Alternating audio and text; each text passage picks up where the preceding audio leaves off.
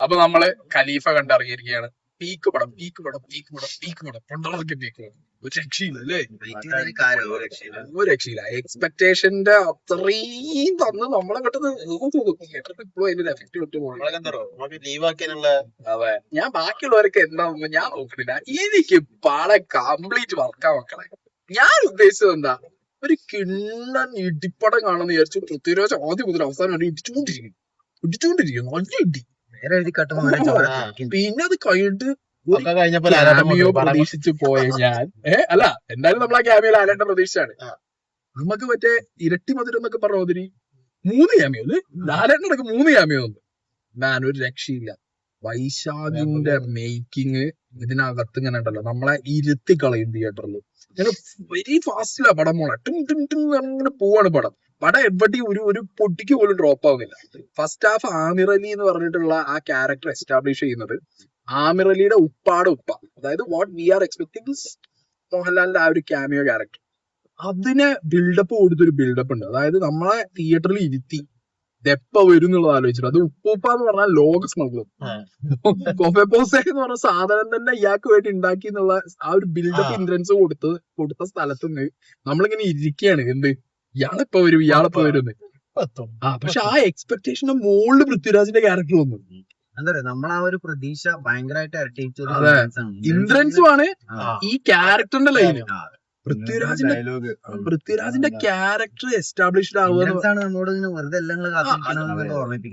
അതിന്റെ മുകളിൽ എന്താ അറിയോ, ആ പടം നമ്മൾ അതുവരെ കാത്തിരിക്കേണ്ടത് വന്നത് എന്താ വെച്ചാ, പൃഥ്വിരാജിന്റെ ക്യാരക്ടർ ആമിർ അലിയുടെ ക്യാരക്ടറിന്റെ ഒരു എസ്റ്റാബ്ലിഷ് ചെയ്ത രീതി എന്ന് പറഞ്ഞാൽ, അതായത് അയാൾ ആദ്യം സ്മഗ്ലിംഗ് സെറ്റപ്പ് അല്ല, പിന്നെ അതിലേക്ക് ഇറങ്ങാണ്. സ്വർണം പൊട്ടിക്കുക, അതൊക്കെ നമുക്ക് വളരെ യൂഷ്വൽ ടേംസ് ആണ്. സോഷ്യൽ മീഡിയ ഉള്ളവർക്ക് സ്വർണം പൊട്ടിക്കുക സാഹചര്യങ്ങൾ ബാക്ക്ഗ്രൗണ്ട് ഉണ്ടെങ്കിലും മാറി ചിന്തിക്കുന്ന ആളായിരുന്നു. സാഹചര്യങ്ങൾ ആവുന്നു.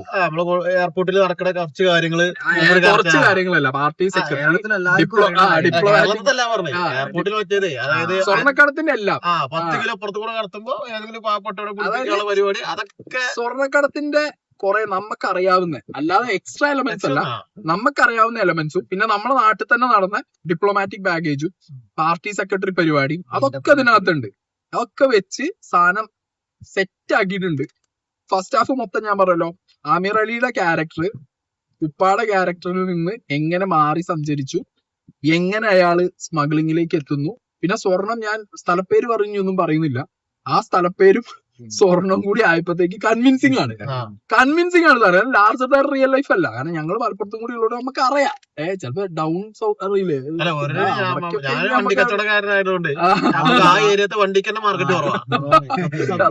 ഞങ്ങൾ ആ ഏരിയനെ കുറിച്ച് കുറ്റം പറയുന്നില്ല, പക്ഷെ കണക്ട് ആവും. അങ്ങനെ ഒരു ഏരിയ, ആ ഏരിയയിൽ ഒരു പൊളിഞ്ഞ സ്വർണ്ണക്കട, സാധനം സെറ്റാ. അത് സ്റ്റോറി എസ്റ്റാബ്ലിഷ് ചെയ്തത് അടിപൊളിയായിട്ടുണ്ട്. ജിനു എബ്രഹാം ആണ് സ്റ്റോറി ചെയ്തിട്ടുള്ളത്. ജിനു എബ്രഹാമിന്റെ ഇതൊക്കെ മുകളിൽ എക്സ്പെക്ട് ചെയ്യേണ്ട കാര്യമില്ല. ഇത് തന്നെ അല്ലേ കിഡിലനാണെന്ന് പറഞ്ഞാൽ കിഡിലനാണ് കൂടുതലല്ല. അതെ, ലാർജർ ദാൻ റിയൽ ലൈഫ് ഉണ്ടോന്ന് ചോദിച്ചു കഴിഞ്ഞാൽ 1-2 സ്ഥലങ്ങളിൽ അത് വേണം. കാരണം ആമിർ അലിയുടെ ക്യാരക്ടറിന്റെ കാലിബർ അതാണ്. ഫസ്റ്റ് തന്നെ ആ എബ്രോഡുള്ള ഫൈറ്റ് ഉണ്ട്, ലണ്ടനിലുള്ള ഫൈറ്റ്, സബ്വേ എന്നുള്ള ഫൈറ്റ്, അടി എന്നൊക്കെ പറഞ്ഞിട്ടുണ്ടല്ലോ, വേറെ ലെവല്. ജോമോണ്ടി ജോണിന്റെ സിനിമാറ്റോഗ്രാഫി അല്ലേ, എമ്മാതിരടി. കാർ ചേസ് ആണെങ്കിലും ഫൈറ്റ് ആണെങ്കിലും അയാൾ വെച്ച ഓരോ ഫ്രെയിം ഉണ്ടല്ലോ, വർത്ത് വാച്ചിങ്, ഒരു രക്ഷയില്ല. ജെയ്ക്സ് ബിജോയിന്റെ BGM-ഉം ബാക്ക്ഗ്രൗണ്ട് സ്കോർ ഒക്കെ ഉണ്ടല്ലോ, പാട്ടുകളുടെ പ്ലേസ്മെന്റ്, ഈ റൊമാൻസ് വരുമ്പോ ഇങ്ങനത്തെ ഒരു ഹൈ ഒക്ടെയിൻ ത്രില്ലർ, ഈ ഒരു സാധനം ഉണ്ടല്ലോ, അതിനകത്ത് ഈ റൊമാൻസ് ചിലപ്പോ ഒരു കണ്ണുകടിയാവും. പക്ഷെ ആ റൊമാൻറ്റിക് സോങ് പ്ലേസ് ചെയ്തതും ആ റൊമാൻസ് ലൈന് കാണിച്ചതും അതിനൊരു കാരണമുണ്ട്. അമീർ അലിന്റെ റൊമാൻസിനും കല്യാണത്തിനും ഒക്കെ ഒരു കാരണം വെച്ചിട്ടാണ് പോണത്. അതായത് ജനറേഷൻ കാണിക്കാൻ വേണ്ടിട്ട് വെച്ചൊരു ഐറ്റമാണ്. അതൊക്കെ കിണ്ണം കാഴ്ച ഐറ്റങ്ങളായിരുന്നു. ഫസ്റ്റ് ഹാഫ് അങ്ങനെ പോയി.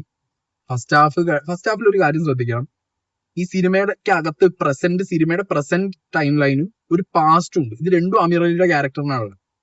അത് ഫസ്റ്റ് ഹാഫിന്റെ ലാസ്റ്റും സെക്കൻഡ് ഹാഫിന്റെ തുടക്കമായിട്ട് പറഞ്ഞു പോവാണ്. അത് മിസ്സായാൽ ചിലപ്പോൾ നിങ്ങൾക്ക് കൺഫ്യൂസ്ഡ് ആയി പോകും. അതുകൊണ്ട് ശ്രദ്ധിച്ചിരുന്നതാണ്, സ്പൂൺ ഫീഡ് ചെയ്തതല്ല വൈശാഖ്. അത് കഥയ്ക്കകത്തെ 2 ടൈം ഫ്രെയിം വളരെ നീറ്റ് ആയിട്ട് അല്ലെ, ക്രിസ്പായിട്ട് അത് മനസ്സിലാക്കേണ്ട എങ്ങനെയാ വെച്ചാൽ ആമിർ അലിയുടെ ഇത് താടി മുടിയുടെ ഷേപ്പ് വെച്ചിട്ട് നമ്മളൊന്ന് മനസ്സിലാക്കണം. പ്രസന്റിൽ ഇരുന്നിട്ട് പാസ്റ്റ് പ്രസന്റിൽ ഇരുന്ന് പാസ്റ്റ് പറയാണ്. ആൻഡ് അതുപോലെ തന്നെ നമ്മളെ സഞ്ജു ശിവറാമിന്റെ ക്യാരക്ടർ ആ ചെങ്ങായിക്ക് കിട്ടി. അത് അയാൾ നല്ല രീതിയിൽ ഒരുപാട് കാലം സ്ട്രഗിൾ ചെയ്തൊരു നടനാണ്. അയാൾക്ക് ഭയങ്കര ഇമ്പോർട്ടന്റ് ആവും. കാരണം ഇതിന്റെ ഒരു മേജർ സ്റ്റോറി ലൈൻ ഒരു രക്ഷയില്ല. സഞ്ജു ശിവറാം അടിപൊളിയായി പോയി. പിന്നെ നമുക്ക് ഇന്ദ്രൻസിന്റെ പറയാല്ല. കാരണം ആ ഒരു ലാലേട്ടന്റെ ക്യാരക്ടർ വരുന്നതിന് ഇയാള് കൊടുത്തൊരു ഹൈപ്പും ചില്ലറയല്ല മക്കളെ. പൃഥ്വിരാജ് അയാളെ സൗണ്ടിന് ഒരു പ്രത്യേകത. പൃഥ്വിരാജ് മാസടിക്കും നമുക്കറിയാം, ഡയലോഗും നമുക്കറിയാം. നമ്മളിപ്പോ പല സിനിമകളായിട്ട് ഇന്ദ്രൻസിനെ എക്സ്പെക്ട് ചെയ്യുന്നുണ്ട്. പക്ഷെ ഇന്ദ്രൻസിന് ആ കൊട പിടിച്ച് അവിടെ നിന്നിട്ട് അടിച്ച ഡയലോഗ് ഉണ്ടല്ലോ.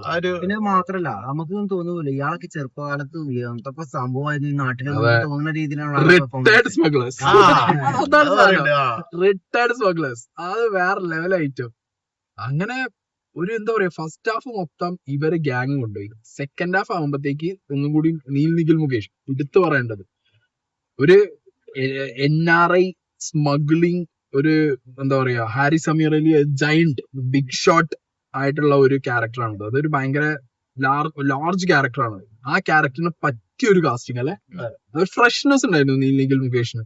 നിഖിൽ മുകേഷിന്റെ ഡയലോഗ് സിങ്കിങ്ങിന് എന്തോ പ്രശ്നമുണ്ടോ തോന്നുന്നു. കുറെ സീനൊക്കെ അല്ലെ ബാക്ക് എടുത്തിട്ടുണ്ട്. ശ്രദ്ധ പോണില്ല.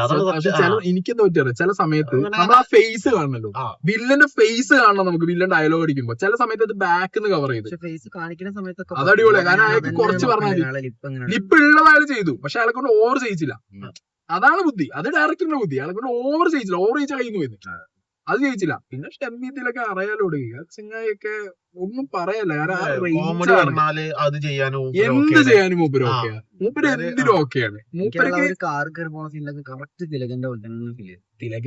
തിലകൻ അടിപൊളി ലെജൻഡറി ആക്ടറാണ്. പക്ഷെ ഇയാളെ സംബന്ധിച്ചിട്ട് ഇയാളെ മാർക്ക് ഉണ്ടാക്കി. ഇനിയിപ്പോ തിലകന്റെ മോന്നുള്ള ടാഗുന്നത് Shammi Thilakan is a difference zone.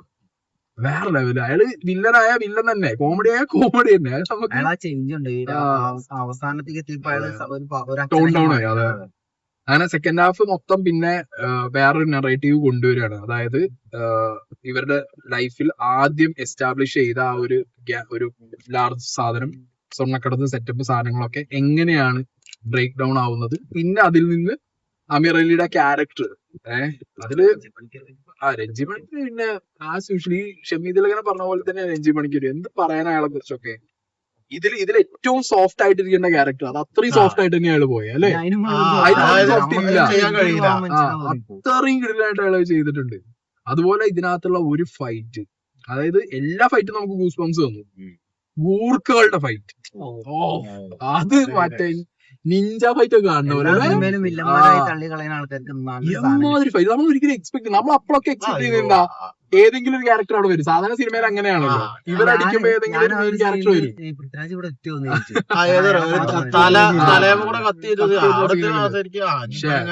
അവരെന്ത് സാധനങ്ങളാണ്. എമ്മാതിരി ഫൈറ്റ് പൃഥ്വിരാജിന് ഫൈറ്റ് ചെയ്ത് കിട്ടി അതേ കൈയുടെ ഐറ്റം കിട്ടി. അമ്മാതിരി ഫൈറ്റ് ഒരു രക്ഷയില്ല. അതൊക്കെ വൈശാഖ എലമെന്റ് പുലിമുരുകല്ലോ കുറെ സാധനങ്ങൾ കൊണ്ടുവന്നിട്ട് മൂപ്പര് കളിച്ചിരുന്നു. അതേ സാധനം സെയിം ഒരു ടച്ച് ഇതിനകത്ത് കിട്ടി. അങ്ങനെ ആകെ മൊത്തം ടോട്ടാലിറ്റിയിൽ പടം ഇങ്ങനെ കൊണ്ടുപോയി. പിന്നെ ഇവിടുന്ന് ഒരു ചാടി മോള് കൊണ്ടുപോയപ്പോഴറിയോ ഒരു വരവുണ്ട് മക്കളെ, സിംഹം വരുന്ന പോലെ അല്ലേ.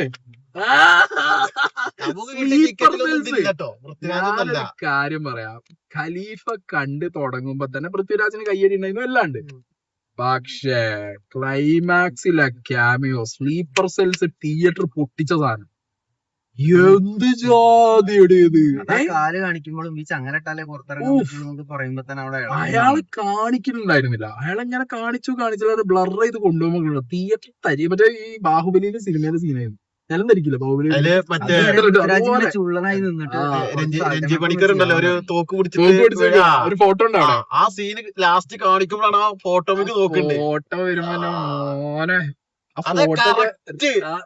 അത് ഇതെന്തറിയോ, ഇയാൾക്ക് മാത്രമുള്ള ഒരു സ്വാഗാണ്. സീരിയസ് ആയിട്ട് പറയാം, ഇയാൾക്ക് മാത്രം ഡെലിവർ ചെയ്യാൻ പറ്റുന്ന ഒരു തരം മാസ് സാധനമുണ്ട്. അത് മലയാളത്തിൽ നിന്നല്ല, അതായത് ഒരു വേറൊരു ഓറ. അതായത് ആ സീന്റെ സെറ്റപ്പ് അങ്ങനെയാ.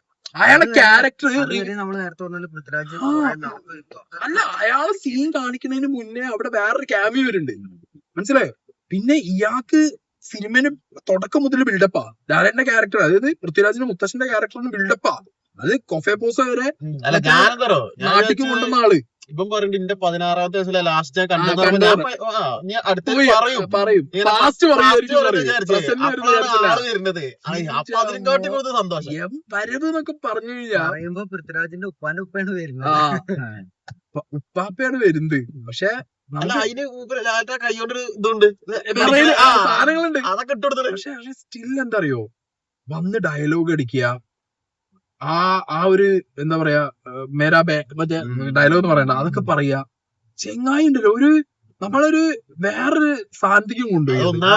ആ സ്ഥലം ആ ജയില് മറ്റപ്പെടുത്തൊന്നല്ല. അതൊക്കെ പോട്ടെ വിട്. തിയേറ്റർ അത് കഴിഞ്ഞിട്ടില്ല. ഇത് മെയിൻ ക്യാമിയോ നമുക്കറിയാം. പക്ഷെ വേറൊരു ക്യാമിയോ വന്നു മക്കളെ. ആ നടൻ പല സിനിമയിലും ക്യാമിയോ ചെയ്തിട്ടുണ്ട്. ആ നടന്റെ 3 മണിക്കൂർ 2 മണിക്കൂറൊക്കെ അയാൾ പടം ചെയ്തിട്ടുണ്ട്. പക്ഷെ അതിലൊന്നും കിട്ടാത്തൊരു സാധനം സെക്കൻഡ് കൊണ്ട് വാങ്ങിപ്പോയി. യോ ആ ചങ്ങായിക്ക് ലൈഫിൽ മറക്കൂല ഈ ക്യാമിയോ അല്ലേ? അങ്ങനെ നിന്നാ തന്നെ റേഞ്ച് മാറ്റം വരും. ലോക്കലും ഇങ്ങനെ അയാൾക്ക് റേഞ്ച് ഉണ്ടായിരുന്നു. ലോക്കലുണ്ടായിരുന്നു അയാൾക്ക് റേഞ്ച്. ലോക്കലും അയാൾക്ക് റേഞ്ച് ഉണ്ടായിരുന്നു. അപ്പൊ ഗൈസ് ഞാൻ പറഞ്ഞല്ലോ വേറെ ലെവല് പടം പറഞ്ഞാൽ തീരില്ല. എനിക്കൊരു നെഗറ്റീവായി തോന്നില്ല. സ്റ്റോറി എന്ന് പറയുന്ന ഒരു നോർമൽ സ്മഗ്ലർ പരിപാടികൾ തന്നെ. അല്ല എനിക്ക് സ്റ്റോറിന് ഒരു മോശം തോന്നാത്ത എന്താ അറിയാമോ, സ്റ്റോറി പറയേണ്ട രീതിക്കും ടോണിലും അത് ആ മിതത്വത്തിലേ വന്നുള്ളൂ. എക്സ്ട്രാ ഒന്നും കാണിച്ചിട്ടില്ല. വേണമെങ്കിൽ ഈ സ്റ്റോറി എന്ത് ചെയ്യാം, മോഹൻലാലാണ് പൃഥ്വിരാജ് ആണെന്നൊക്കെ പറഞ്ഞിട്ട് ഇവർക്ക് ലാർജർ ദാൻ റിയൽ ലൈഫ് കാണിച്ച് 10 ബസൂക്ക ഗണ്ണും 4 റേഞ്ച് റോവർ ഓടിക്കൊണ്ട് കാണിക്കാം. എനിക്ക് തോന്നിയ ഒരു പോരായ്മ ഞാൻ പറഞ്ഞുതരാം. പൃഥ്വിരാജിന്റെ സ്വാഗ് കാണിക്കാൻ വേണ്ടിയിട്ട് ഒരേ ഷോട്ട്സ്, നമ്മൾ ട്രെയിലർ കണ്ട അയാളുടെ സ്വാഗ് വാക്ക് ഉണ്ടല്ലോ, ആ സാധനങ്ങൾ കറുത്ത ഡ്രസ്സ് നീല ഡ്രസ്സ്, ആ സാധനങ്ങള് ഒരു സ്ഥലത്തല്ല, ഒരേ ഷോട്ട് പല സ്ഥലത്തും ഉപയോഗിച്ചത് അതെനിക്ക് ഭയങ്കര ഒരു ഡൗൺ ആയിട്ട് തോന്നി. കാരണം ഇത്രയും കാശ് മുടക്കി പടം ചെയ്യും. അപ്പൊ പിന്നെ അങ്ങനത്തെ കുറെ ഷോർട്സ് ഉണ്ടെങ്കിൽ രസാ. ഡിഫറെന്റ് ആംഗിൾ ഡിഫറെന്റ് ഷോർട്സ് ആണെങ്കിൽ രസാ. വേണ്ട ആ ഷോട്ടിന്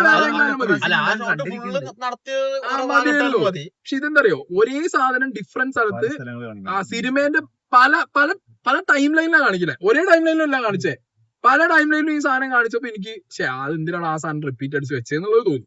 ഓക്കെ, കാരണം അത് അങ്ങനെ വെക്കേണ്ട കാര്യമില്ല. അത് ഇവർക്ക് വേണമെങ്കിൽ വേറെ ഷൂട്ട് ചെയ്തിട്ട് വേറെ കിടുന്ന സാധനങ്ങൾ വെക്കാം. അതെ, അയാളെ സ്റ്റൈല് പിന്നെ ബ്ലൂ ലൈറ്റ് മറ്റേ ലെങ്സിന്റെ സാധനം തോന്നുന്നത്. ചില സ്ഥലങ്ങളിൽ വൈലറ്റ് ഒരു ബ്ലൂ സാധനങ്ങൾ പോകും. അത് ആദ്യം കുറച്ച് അരോചകമായിരുന്നു. പിന്നെ അതിന്റെ ടെക്നിക്കൽ സാധനങ്ങളായിരിക്കും. അവരാരും സിനിമ അറിയാത്തവരൊന്നുമല്ലല്ലോ. ആരും ശ്രദ്ധിക്കുക, ഞങ്ങൾക്ക് ആർക്കും ശ്രദ്ധിക്കാൻ സമയം ഉണ്ടായിരുന്നില്ല. അവിടെ അമ്മാതിരി സാധനമായിരുന്നു. അപ്പൊ എല്ലാം കൊണ്ടും അടിപൊളി. ചമൻ ചാക്കോ നമ്മൾ എടുത്തു പറയേണ്ട പേരാണ്. ഇതിന്റെ എഡിറ്റർ എന്നൊക്കെ പറയാം. ചമൻചാക്കിന്റെ വർക്കൊക്കെ നമുക്കറിയാം. കൂടുതൽ നമ്മൾ ഡെക്കറേഷൻ കൊടുക്കണ്ടായത്. പക്ഷെ ഈ ഒരു സിനിമ, അത് വൈശാഖിന്റെ ഒരു സ്പീഡ് ഉണ്ട് സിനിമയ്ക്ക്. ആ സ്പീഡിന്റെ ഒപ്പം ചമൻചാക്കോന്റെ കട്ട്സും കൂടി ആവുമ്പോണ്ടല്ലോ, അതങ്ങോട്ട് കേറി, അതങ്ങോട്ട് ഒരു ഹൈപ്പ് വന്നിടേ. ഞാൻ അഗൈൻ പറയുന്നു, ഞാനൊരു വലിയ ലാലേട്ടൻ ഫാനാണ്, പൃഥ്വിരാജ് ഫാനാണ്. എനിക്ക് പടം പുറത്താണ് ഉള്ള കാര്യം പറയാലോ. പിന്നെ അതുപോലെ തന്നെ എനിക്ക് ആ പാട്ട് ഭയങ്കര ഇഷ്ടമായി. പൃഥ്വിരാജിന്റെ ആ പാട്ടല്ല, പാട്ടല്ല, എഞ്ചി പണിക്കൊരു ആ ഒരു പാട്ടുണ്ട്, അടിപൊളി പാട്ടാണ് അല്ലെ. ആ സാധനം അടിപൊളിയായിരുന്നു. പിന്നെ എടുത്തു പറയേണ്ടത് മറ്റേ സേട്ടു അയാള് ഏതാ സാധനങ്ങള് ഒരു രക്ഷയുണ്ടായിരുന്നില്ലത്. എല്ലാ സിനിമയിലും അങ്ങനെയാണ്. പിന്നെ മറ്റേ പോലീസുകാർ എല്ലാ സിനിമയിലും പോലീസുകാരാണ്. മറ്റേ മൂപ്പരെന്താണ് നമ്മളന്ന് കണ്ടത്, അതേപോലെ ഒപ്പമുള്ള ഒരാളുണ്ടല്ലോ എല്ലാ സമയവും നരസിംഹത്തിന് തോന്നുന്നത് അയാള്. അപ്പൊ ഓക്കെ ഗൈസ്, ബോത്ത് വാച്ചിങ്. കിടിലം പടം, ഹൈ ഒക്ടൈൻ പടം, ഒരു വേറെ ലെവലോടെ അല്ലെ. പൈസക്ക് ഓണം തൂക്കി. അതെ, 10 മിനിറ്റ് അല്ല, ലാസ്റ്റത്തെ ഒരു 15 മിനിറ്റ് തുടങ്ങാം. മറ്റേ വേണ്ടി അത് തുടങ്ങാം. ഓക്കെ, ഓടിക്കോടിയോ തിയേറ്ററിൽ ഓടി.